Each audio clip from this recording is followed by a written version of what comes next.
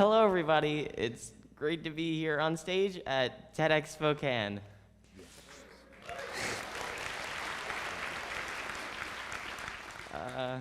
That's encouraging, but I'm really nervous right now. But let me explain by telling you a little bit about myself and my story. I've always considered myself as having two different identities. The first and more natural identity is a shy and awkward high school freshman. I'm not very popular in school, and I try to avoid drawing attention to myself. I mean, in fact, nobody at school even knows that I'm here today. They all just think that I'm homesick, so let's just keep this whole, TED Talk thing between us, okay? Great. But anyways, I think this persona, the one that you're seeing on stage right now, started taking shape when I was just a little kid. For as long as I can remember, whenever I wasn't in school, I was always making silly home movies with my dad. And as time passed, we started using video to tell stories. And this was back when Facebook and YouTube were just getting started, so nobody really knew much about social media or online video. So I started screening my work in film festivals when I was about 8 years old. When I was in the 4th grade, something that was bothering me was the lunch being served at my elementary school. I asked my parents if I could pack my own lunch, but they wanted me to eat the school lunch. They saw the monthly menu published by the Department of Education and thought the food sounded amazing. I told them that's not what I was actually being served, but of course they didn't believe me.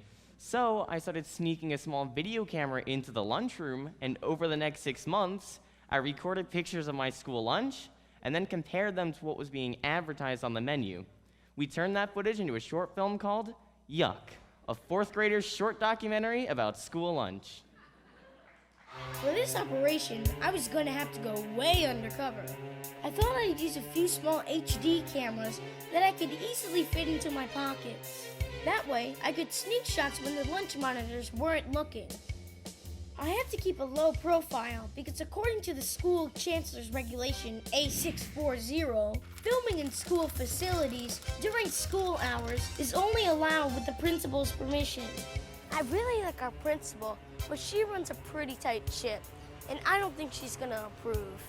Needless to say, I could get in big trouble. Here's what happened. The film ran in a bunch of film festivals, the New York Times ran a feature story on the project, and that sparked international media attention. The school's chancellor had to make a public statement about what was going on. They created a student feedback committee to work with the food service managers, and my school got a salad bar.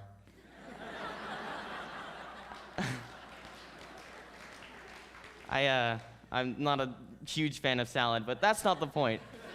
The point is that the film raised awareness and caused change, and it was at that moment that my second identity was born.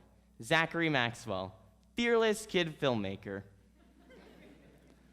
Meanwhile, right around this time, my other self was learning about how government was supposed to work. You see, what I was being taught was that government is supposed to work for the people, and regular people are supposed to have the power to tell the government what to do. If you were a concerned citizen, the solution was simple. Just like we learned in Schoolhouse Rock, you would call your elected official, they would listen to your problem, and then they would make a law. But it seems to me that somewhere along the way, that simple process became broken because today, I think most politicians only listen to rich and powerful donors or special interest groups. So I started wondering if there was a better way to get the attention of elected officials and make them aware of the problems that were important to me. A regular, shy and awkward kid from Brooklyn. For example, I want to tell you about a problem that I had when I was in the 6th grade. So, you see, sometimes in New York City, we get very brutal winters. We get pounded with snow, dangerous temperatures, and pretty much the entire city has to shut down. Everything except, of course, New York City public schools. Nope, we never close. Not even when the governor declares a state of emergency. Well, I wanted to figure out why. So enter my second identity. I started writing letters, sending emails, and making short video messages to the people in charge. And I did this for months, but nobody would respond to me. They all thought I was some crazy 6th grader. And you know what? They were right, and I kept coming at them.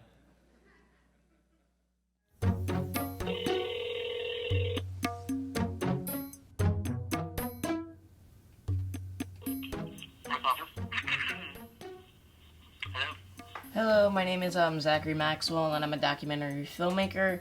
Right now I'm working on a project about snow days, and I have sent a number of letters and emails to do a requesting an on-camera interview with the chancellor. Okay. Okay, when did you send these letters? Like, for the last 3 months, and... 3 months? Alright, Yeah. let me check in and see, make sure that she's received them and that someone is looking into that for you. Thank you so Thank much. you, Max. Thank you, Zach. No problem. Alright, bye. Bye. And here's what happened. I finally started bothering the right people, and they helped me get meetings with officials in charge of both city sanitation and emergency management.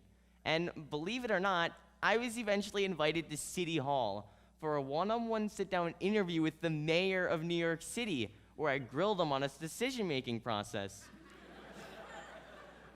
And later that year, the resulting film Anatomy of a Snow Day premiered in the country's largest documentary film festival, and has also drawn a lot of positive attention. But more importantly, the film raised awareness about how our city works. Now, we all hear about how technology today is so advanced, and just about anybody can make a film as long as they have a cell phone and a modest computer. Well, unfortunately, what I've been seeing is that most kids my age are just wasting this opportunity and only using this technology to do things like record themselves playing video games or babbling about their life. When I think we can be using this technology to flex our creative muscles and highlight real issues in our community. Because what I've started learning with the stuff that I've been doing is if you work really hard to create something interesting and unique, people pay attention. And when enough people begin to pay attention to an issue, elected officials pay attention. And when that begins to happen, change can happen. Now, I want to give you just one more example. This is my little brother, Lucas. He goes to the same elementary school that I went to. Now, the lunches are much better now. You're welcome, Lucas. But anyways, he was scared of the traffic at a dangerous intersection near his school. So earlier this year, I helped him make a video to send to the Commissioner of Transportation for New York City. Now, look, when you're going after someone very busy and important, you have to grab their attention with a concise yet compelling title for your video. So we've decided to title this one, Dear Polly Trottenberg, Urgent Imminent Death. When I leave school with my friends and family, sometimes we have to walk to the downtown 6 train. To get there, we walk north on Center Street. Then we go west on Kenmare Street to Lafayette Street, or as I like to call it, the corner of death. Okay, there's a big problem at this corner. When westbound vehicles on Kenmare get to Lafayette, they have to merge left. But when they get to the intersection, all they see is a green light and a big sign that says all traffic. So when they make the turn, they don't even realize that kids with the walk sign are trying to cross Lafayette. And since they drive real fast and there are 2 lanes, sometimes they don't even see us until it's too late.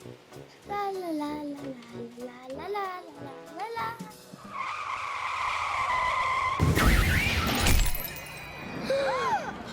Oh no, they killed Lucas! I'm not dead, but I'm hurt really bad. It's okay, everybody. I'm fine, but it could have been a lot worse.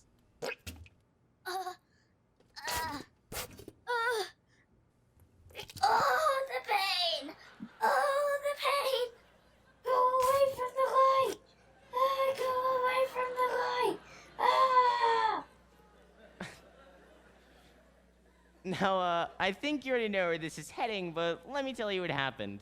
The video drew a lot of attention, the city council got involved, and the Department of Transportation responded. The commissioner invited Lucas to a press conference where she announced all kinds of new changes to the corner, including new traffic lights, new crosswalk markings, and a 12-second head start signal for pedestrians.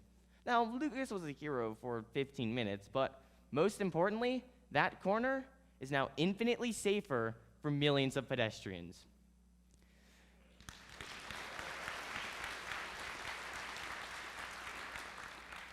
You have the power to do this too. Even if you're just a kid, you have the ability to make meaningful change in your community. I mean, think about something in your hometown right now that's always bothered you. Do the cars drive too fast? Is there too much litter?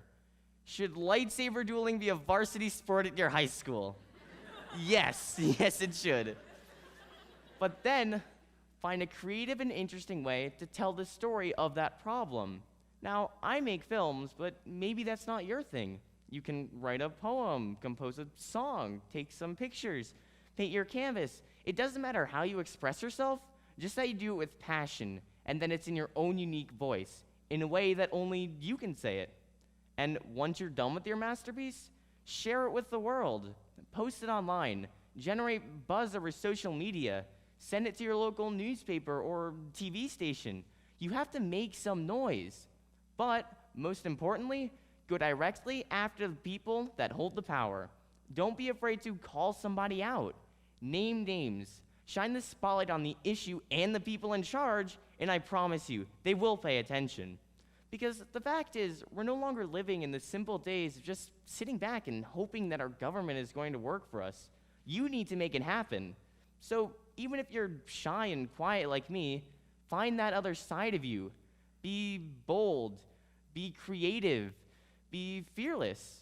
Channel your inner badass and make change.